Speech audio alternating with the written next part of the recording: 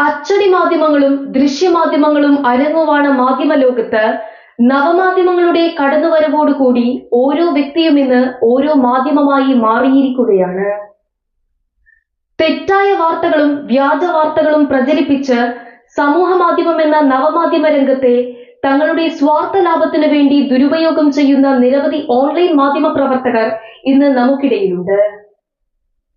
മുഖ്യധാരാ മാധ്യമങ്ങൾ ബാർക്ക് റേറ്റിംഗിൽ മുന്നിലെത്താനുള്ള കിടമത്സരമാണ് ഇന്ന് നടത്തിക്കൊണ്ടിരിക്കുന്നത്. തന്മൂലം മാധ്യമരംഗത്ത് മുൻപെങ്ങുമില്ലാത്തൊരു മത്സരമാണിവിടെ. 24 മണിക്കൂറും വാർത്തകൾ നിറഞ്ഞു നിൽക്കുന്ന ഇന്നത്തെ കാലത്ത് എത്രയും പെട്ടെന്ന് വാർത്തകൾ ജനങ്ങളിൽ എത്തിക്കാൻ നോക്കുമ്പോൾ തെറ്റായ വാർത്തകളും വ്യാജ വാർത്തകളും വാർത്തകളിൽ ഇടം പിടിക്കുന്ന കാഴ്ചയും ഉണ്ടാകാറുണ്ട്. സത്യവും അതിലെ യാഥാർത്ഥ്യവും കണ്ടെത്തി വേണം വാർത്തകൾ പുറത്തു കൊണ്ടുവരാൻ. സ്വതന്ത്രമായും നിഷ്പക്ഷമായും നിർഭയത്തോടും കൂടി വേണം അത്തരം വാർത്തകൾ കൈകാര്യം ചെയ്യുവാൻ. ചില വാർത്തകൾ ലോകത്തോട് വിളിച്ചു പറയുമ്പോൾ ബാഹ്യ സമ്മർദ്ദങ്ങൾ ഉണ്ടായെന്നു വരാം.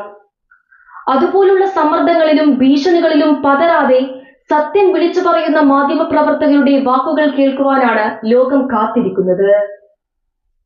ഇന്ത്യ ഒരു ജനാധിപത്യ രാജ്യമാണ്. ഇവിടെ ആരും പരമാധികാരിയല്ല. തെറ്റുകളും വീഴ്ചകളും സ്വാഭാവികം. അതൊക്കെ ചൂണ്ടിക്കാണിക്കുന്നവരെ ഇല്ലാതാക്കാൻ നോക്കുന്നത് നമ്മുടെ ജനാധിപത്യത്തിനൊട്ടും ഭൂഷണമല്ല.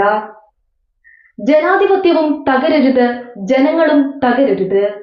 എല്ലാവർക്കും നല്ലത് വരട്ടെ.